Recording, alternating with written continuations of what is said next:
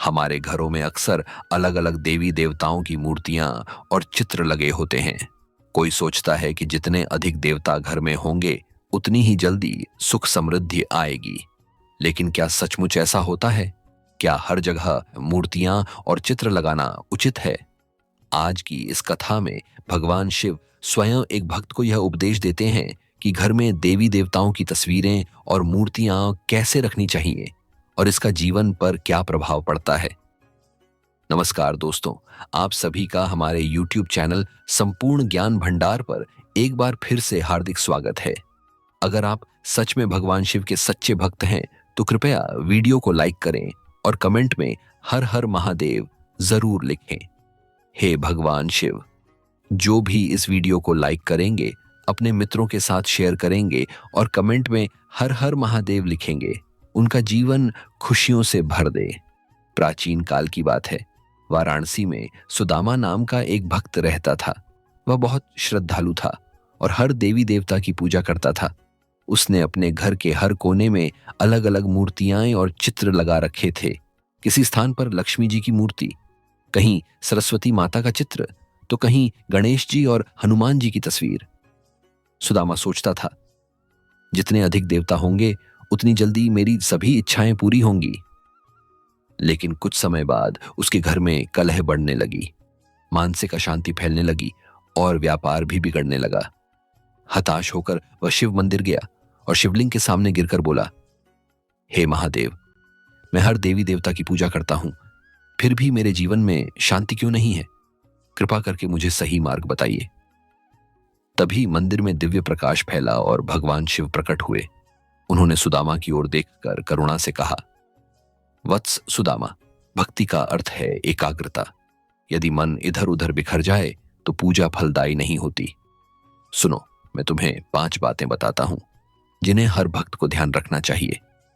भगवान शिव ने कहा, मेरे प्रिय भक्त सुदामा, पूजा का स्थान हमेशा पवित्र और सीमित होना चाहिए।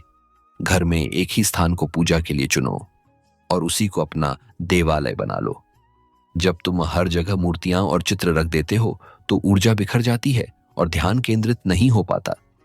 याद रखो, पूजा घर वह केंद्र है जहां दिव्यता उतरती है। वहीं से तुम्हारे घर में शांति, सकारात्मकता और कृपा का प्रवाह होता है। इसलिए पूजा घर को हमेशा अलग, पवित्र और स्वच्छ रखो। जितना सीमित और शुद्ध स्थान होगा उतनी ही गहरी शक्ति उसमें प्रकट होगी। भगवान शिव बोले, भक्ति का मार्ग सरल और पवित्र होना चाहिए। ध्यान रखो, हर देवता की अपनी शक्ति और अपना स्वरूप है। यदि तुम अपने घर या मंदिर में बहुत सारी मूर्तियां और चित्र रख दोगे तो तुम्हारा मन इधर उधर भटक जाएगा और साधना का फल अधूरा रह जाएगा। सच्ची साधना एकाग्रता मांगती है। इसलिए घर में केवल 2 या 3 मूर्तियां ही पर्याप्त हैं। भक्ति का माप संख्या से नहीं होता, बल्कि भावना से होता है। तुम्हारे हृदय की सच्ची श्रद्धा ही मेरे तक पहुंचती है, मूर्तियों की अधिकता से नहीं।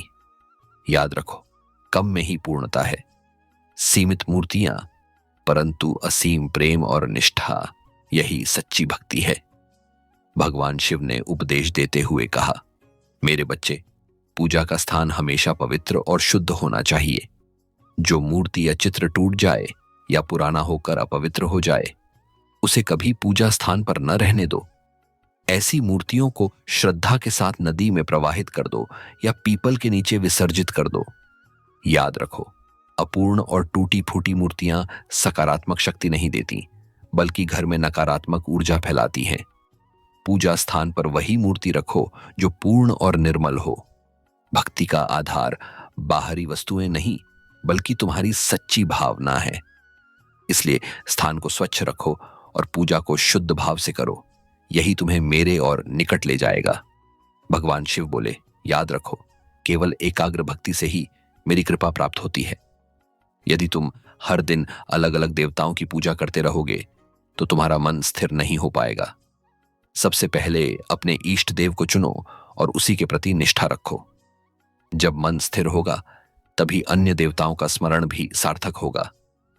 भक्ति में स्थिरता ही सबसे बड़ी शक्ति है। सच्ची पूजा हृदय से होती है, बाहरी दिखावे से नहीं। मूर्तियां, चित्र या फोटो केवल साधन हैं, साध्य नहीं। देवता वास्तव में तुम्हारी श्रद्धा और मन में ही बसते हैं। यदि मन शुद्ध है तो एक दीपक जलाने और एक लोटा जल अर्पित करने से भी मैं प्रसन्न हो जाता हूं। बाहरी संख्या या आडंबर से अधिक महत्व भीतरी श्रद्धा का है। इसलिए अपनी भक्ति को सरल और स्थिर बनाओ। एकाग्र मन से की गई थोड़ी सी साधना भी अनेक आडंबरों से श्रेष्ठ है। सुदामा ने हाथ जोड़कर कहा, हे भोलेनाथ, अब मुझे समझ आ गया कि मैं गलती कर रहा था। अब मैं घर में केवल इष्ट देव और आपके साथ सीमित देवताओं की मूर्तियां रखूंगा और मन को एकाग्र कर पूजा करूंगा। भगवान शिव ने प्रसन्न होकर कहा, वत्स, भक्ति का सार है सादगी और एकाग्रता। जब तुम यह अपनाओगे तो तुम्हारे जीवन से समस्त अशांति मिट जाएगी। उस दिन के बाद सुदामा का जीवन बदल गया। उसके घर में शांति लौट आई और व्यापार भी समृद्ध होने लगा। इस कहानी से हमें यह सीख मिलती है कि पूजा घर केवल एक ही स्थान पर होना चाहिए। अधिक मूर्तियां और चित्र लगाने से ऊर्जा बिखर जाती है। टूटी फूटी मूर्तियों को पूजा स्थान से हटा देना चाहिए।